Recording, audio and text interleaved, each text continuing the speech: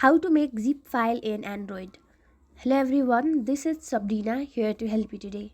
So without any further ado, let's get right into the video.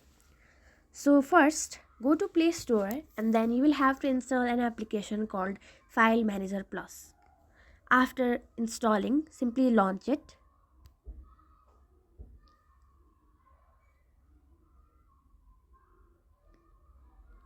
Give the necessary accesses and then go to Documents. Select the document that you want to convert into a zip file, then go to More, then go to Settings,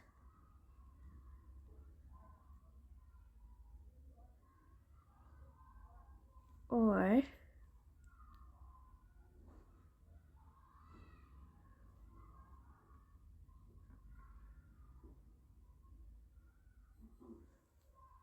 what you will have to do is simply select and then tap on the three dot. You will see an option of compress. Now simply select OK and your zip file will be created. So that's how you do it.